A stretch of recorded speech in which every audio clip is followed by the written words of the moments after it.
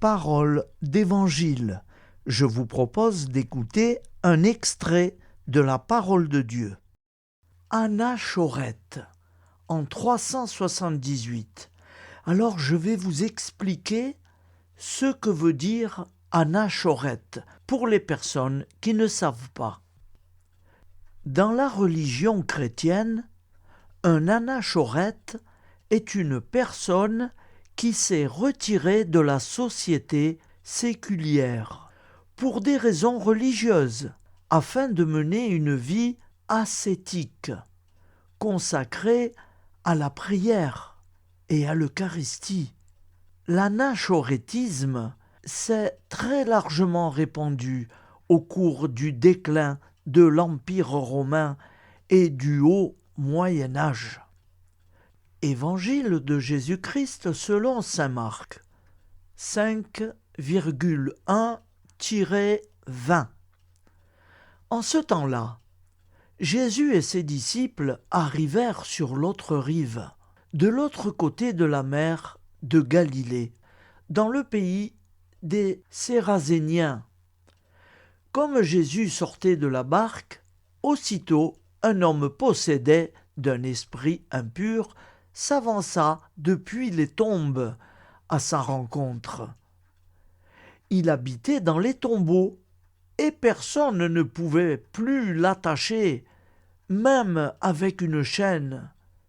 En effet, on l'avait souvent attaché avec des fers aux pieds et des chaînes, mais il avait rompu les chaînes, brisé les fers, et personne ne pouvait le maîtriser. Sans arrêt, nuit et jour, il était parmi les tombeaux et sur les collines, à crier et à se blesser avec des pierres. Voyant Jésus de loin, il accourut, se prosterna devant lui et cria d'une voix forte : « Que me veux-tu, Jésus, fils du Dieu Très-Haut ? Je t'adjure, par Dieu, ne me tourmente pas. » Jésus lui disait en effet : « Esprit impur, sors de cet homme. » Et il lui demandait : « Quel est ton nom ? » L'homme lui dit : « Mon nom est Légion, car nous sommes beaucoup. » Et il suppliait Jésus avec insistance de ne pas les chasser en dehors du pays. Or, il y avait là, du côté de la colline, un grand troupeau de porcs qui cherchait sa nourriture. Alors, les esprits impurs supplièrent Jésus : « Envoie-nous vers ces porcs, et nous entrerons en eux. » Il le leur permit. Ils sortirent alors de l'homme et entrèrent dans les porcs. Du haut de la falaise, le troupeau se précipita dans la mer. Il y avait environ 2000 porcs, et ils se noyaient dans la mer. Ceux qui les regardaient prirent la fuite. Ils annoncèrent la nouvelle dans la ville et dans la campagne, et les gens vinrent voir ce qui s'était passé. Ils arrivent auprès de Jésus, ils voient le possédé assis, habillé et revêtu à la raison, lui qui avait eu la légion de démons, et ils furent assis de crainte.